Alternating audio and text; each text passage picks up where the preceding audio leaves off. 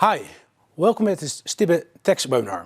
My name is Johan Vrolijk. I'm a counsel within Stibbe's practice group, and together with my colleague Lotte, a senior associate at our tax practice group, we will discuss certain Dutch tax and social security considerations in respect of international mobility. The possibility of working from a location outside of the corporate office of an employer, also called remote work, work from home, or hybrid working, is one of the key considerations for those entering the labor market nowadays. Also, the COVID-19 pandemic accelerated the expansion and popularity of remote working. In the aftermath of the pandemic, the remote working clearly seems more widespread nowadays. International mobility can take various forms. It can be an employee that works from home.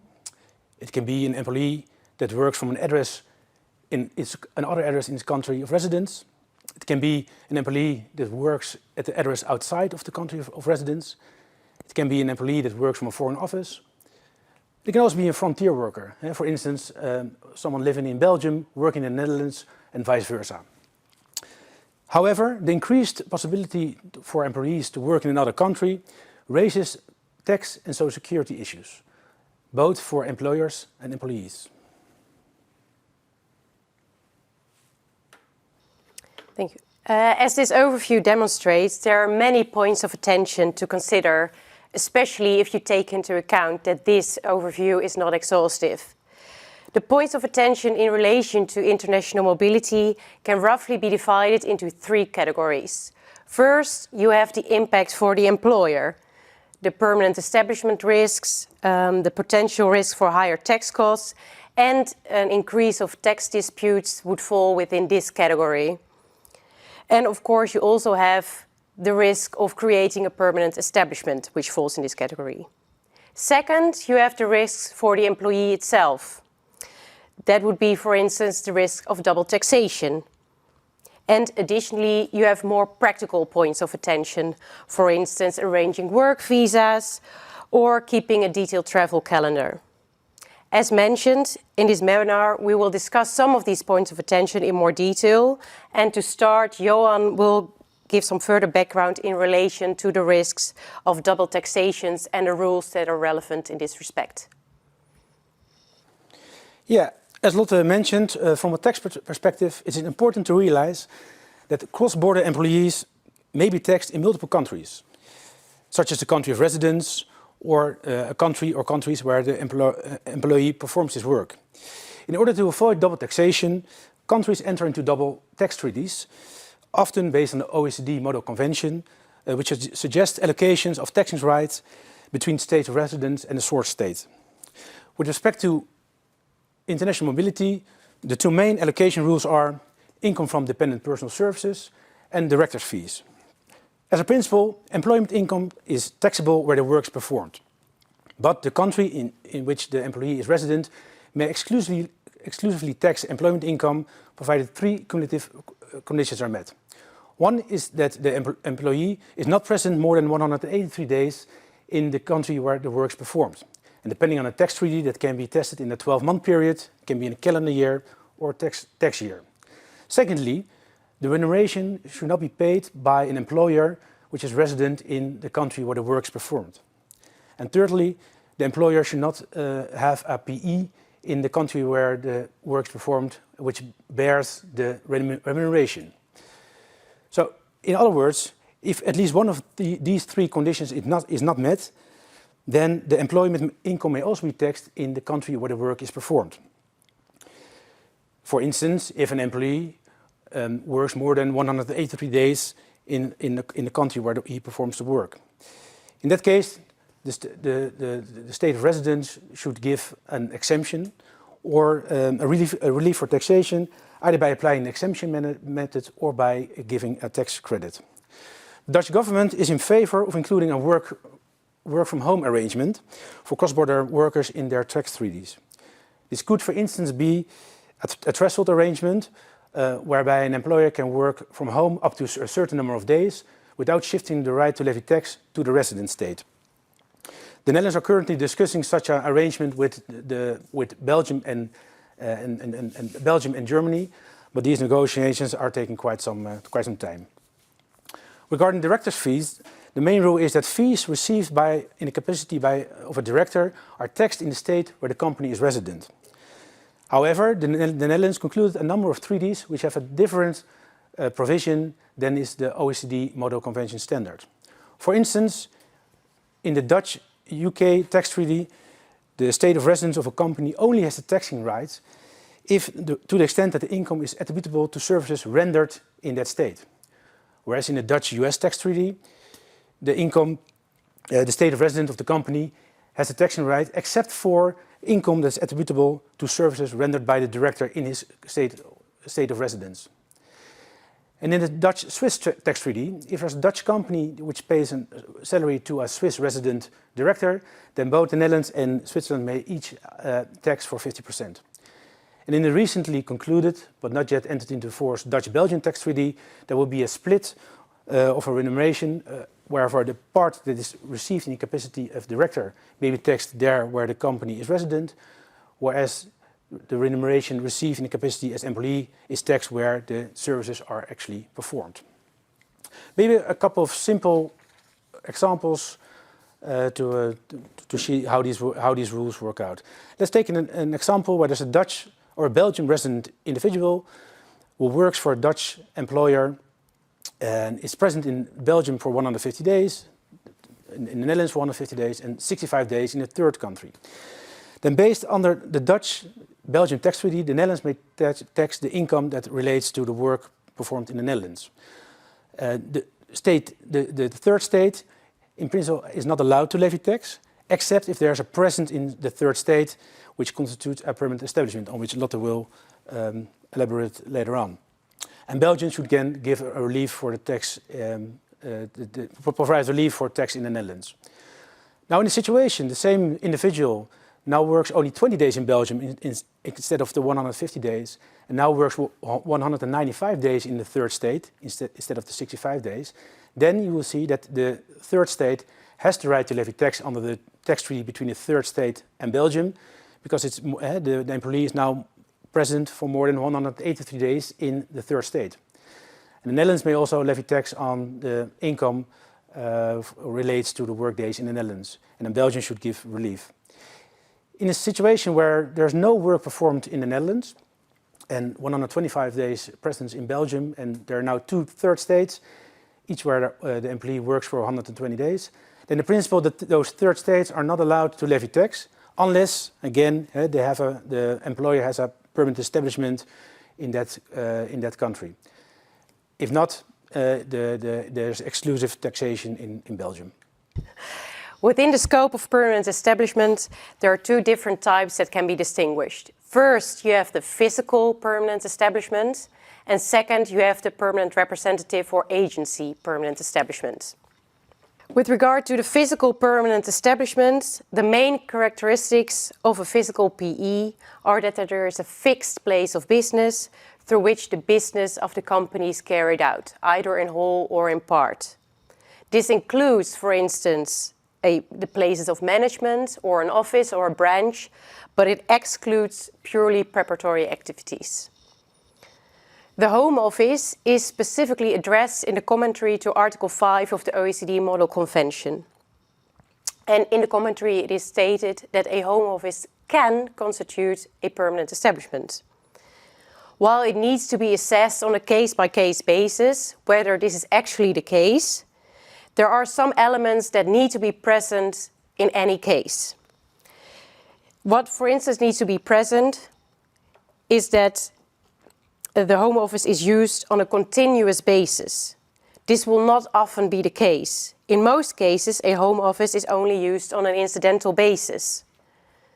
In addition, the employer should have required the employee to work from the Home Office and to carry on the employer's business. This will, for instance, be the case if no office is provided by the employer, while the work does require an office. In addition to a physical PE, an employee working from home can, depending on the circumstances, also qualify as an agency PE. For an agency PE to be present, it is required that the employee habitually concludes contracts or habitually plays the principal role leading to the conclusion of contracts. It should also be the case that those contracts are routinely used by the company without material modification.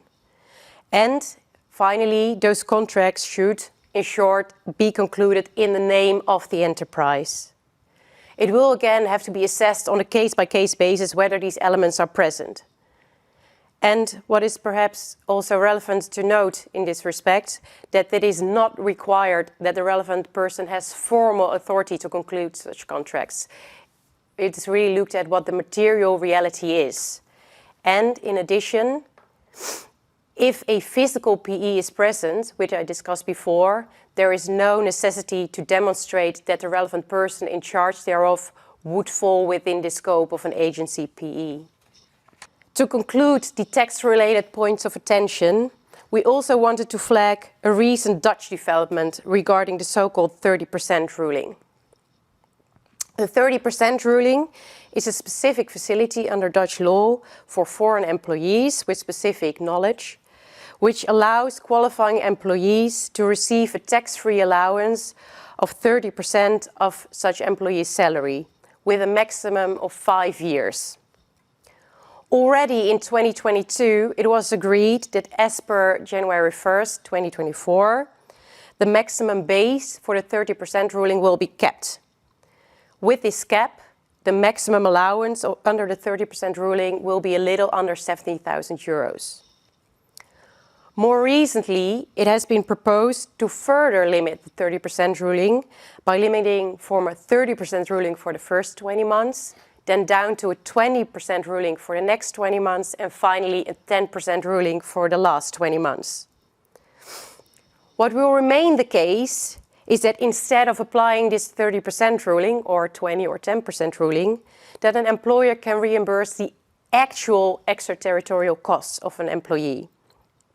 Such costs must then need to be proven, and an administration needs to be kept in the payroll administration with regard to those costs.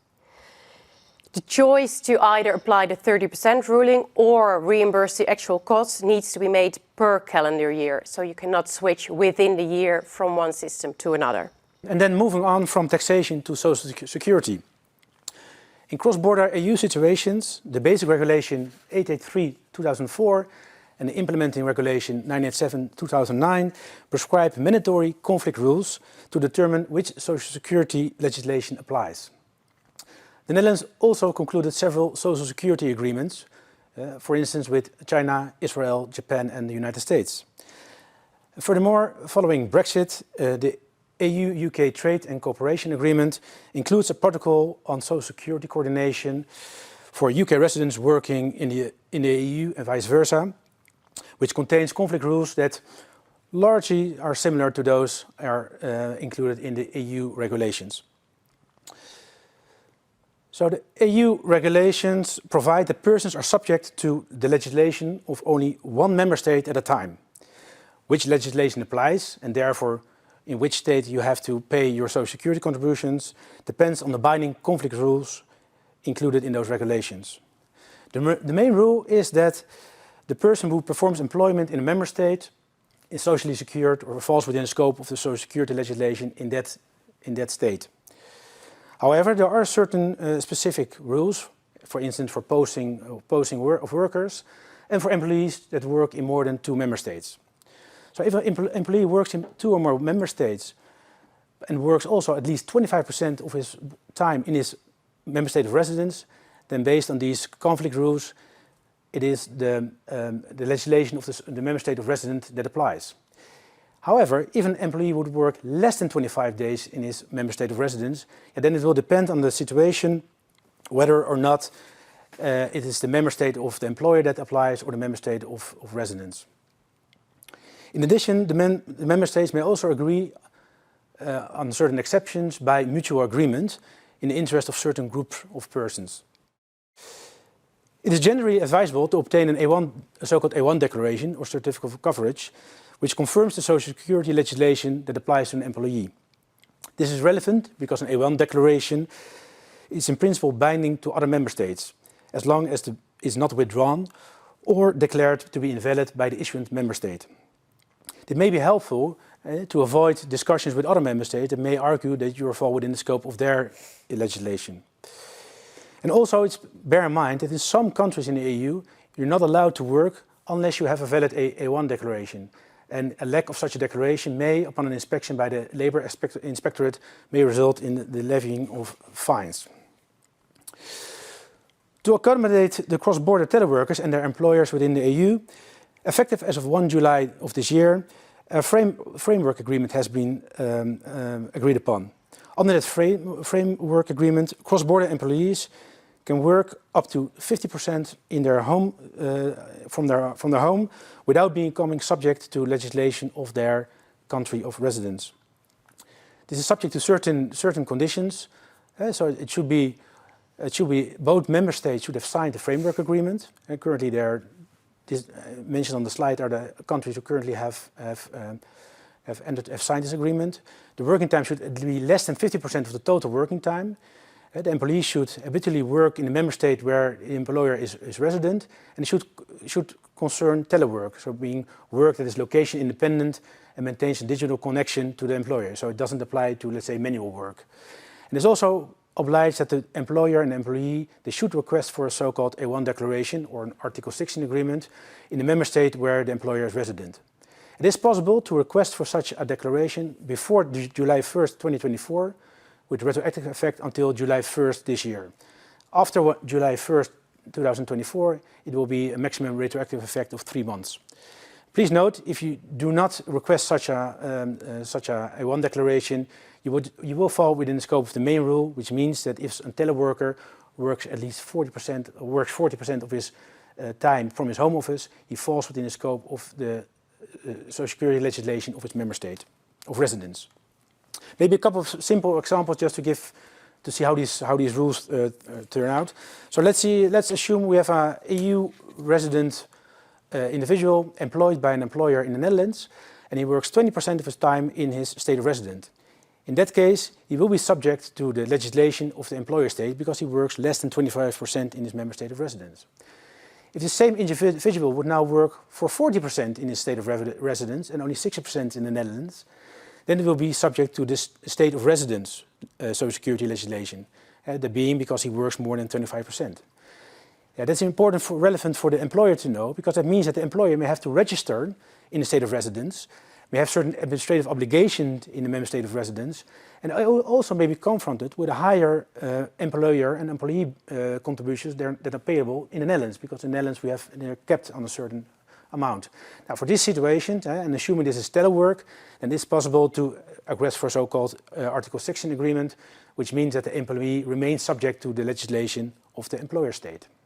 So if the same individual would now work only 40% in the Netherlands instead of 60% and 20% in a third country, then he will still fall within the scope of the Social Security legislation in the state of residence because he works more than 25% in the state of residence.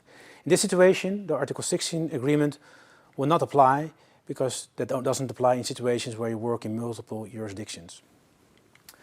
Then in the situation, let's assume that the employee now only resides or for 30% works for 30% in the state of residence, does not work in the Netherlands, and now works for, let's say, 70% into third states. In this situation, the employee is still subject to the legislation of the state of residence. But if that employee would now only work for 20% in his state of residence, then you will see that he will fall within the scope of the legislation of the employer state, even though no work is performed in the Netherlands. Well, given the complexity of this topic of international mobility, if I would need to list 3 key takeaways from this webinar, I think those should be, at first, to consider implementing a global mobility policy. Second, to think about the practical impact of that policy and, for instance, ways to monitor days abroad. And finally, to also consider the broader impact of your global mobility policy. If you, for instance, look at the international mobility of management, where the management conducts its activities can have an impact on a company's place of effective management and where it is tax resident, and you really do not want any unexpected surprises in that respect. With this, we conclude our webinar. Thank you all very much for listening in.